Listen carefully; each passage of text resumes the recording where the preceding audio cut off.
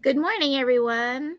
My name is Nicole Metz, and I'm here today to discuss intellectual freedom and our upcoming Intellectual Freedom Family Nights.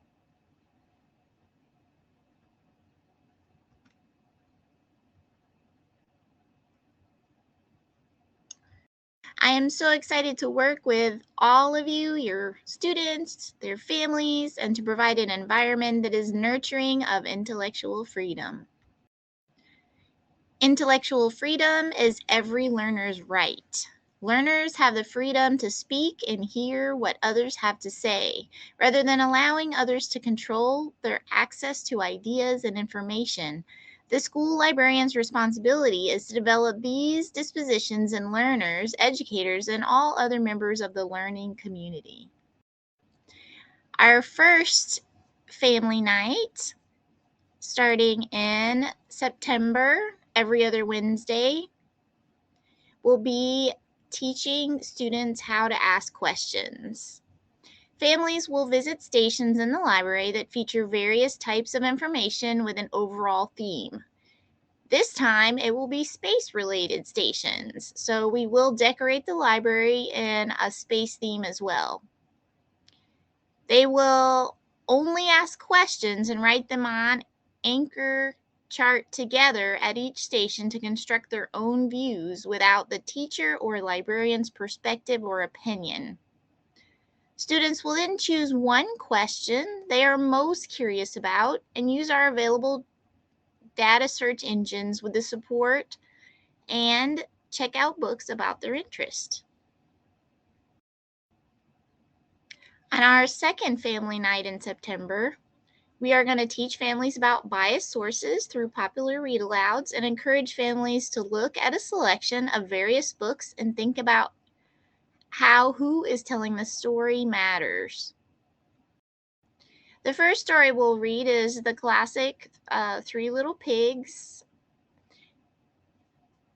Students will listen with their families and think about how who is telling the story makes a difference.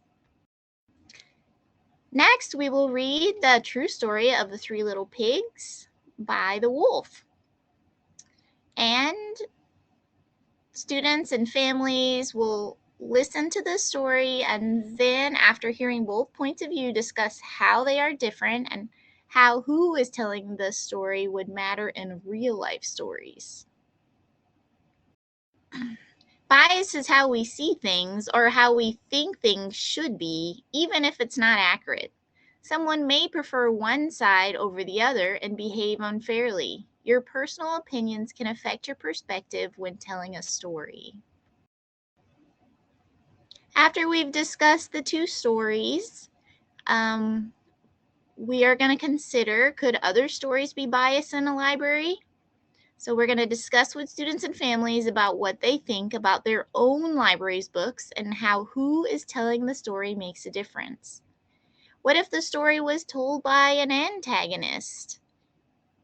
What if the person telling the story was not there to see it happen and only collected information they could find?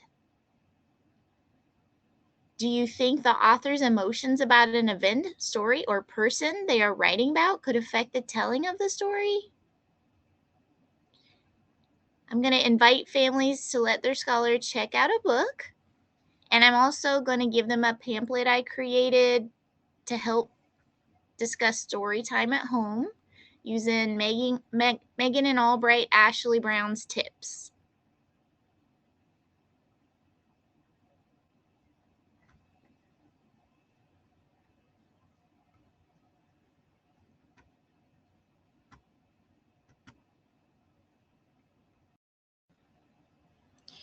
Thank you all for coming, and I hope that you can find time to stop by and perhaps even participate in the family involvement.